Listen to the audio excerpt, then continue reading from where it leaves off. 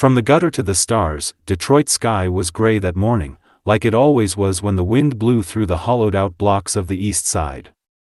The concrete was cracked, the air tasted like rust, and the broken windows of the old shoe factory reflected a city that had long stopped dreaming. That was where Alex Carter lived, not in the factory, but 3 houses down, in a sagging blue home whose paint peeled like sunburnt skin. The front porch leaned to one side, and the mailbox hung open like a mouth too tired to close.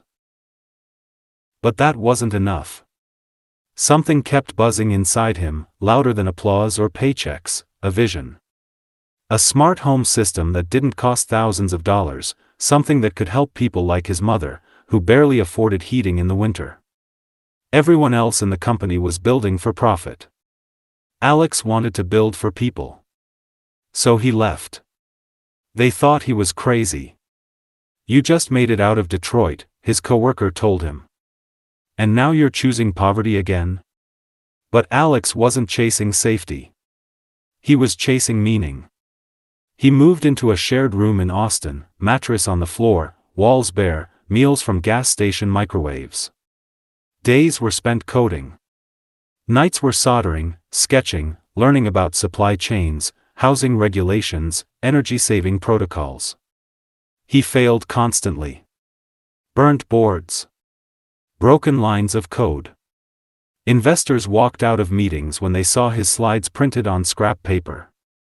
But he kept going. The second year, something shifted. He launched his first prototype, BrightCore, a modular, affordable smart home system using open-source software and refurbished parts. It could control lights, monitor electricity use, and sync with old phones for voice commands. He sold the first units out of a folding table at a community tech fair. A YouTuber picked it up.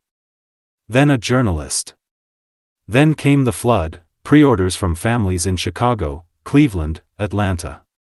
Parents with autistic children who needed structured light schedules. Elderly couples who couldn't afford fancy home security but wanted to feel safe. BrightCore wasn't pretty, but it was possible. He scaled the operation from his garage to a tiny warehouse. He hired 4 developers, all self-taught, just like him. He partnered with recycling centers to gather raw materials. For every 10 units sold, 1 was donated to a family in need. He called it the 10-fold promise. He didn't forget Detroit. He went back, opened a free coding center in his old neighborhood. Taught weekend classes to kids who reminded him of himself. Gave scholarships. Showed them that greatness doesn't belong to the privileged, it belongs to the persistent. By 26, Alex Carter was being interviewed on morning shows. BrightCore was now in 30,000 homes across the U.S., saving people money and protecting their lives. And still, he lived simply.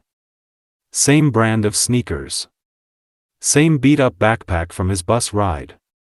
Only now, it had something more valuable inside than clothes, it had his story. When asked what drove him through all the failures, the hunger, the rejections, he smiled, because every time the world said, "You can't," I said, "Watch me." And the world did.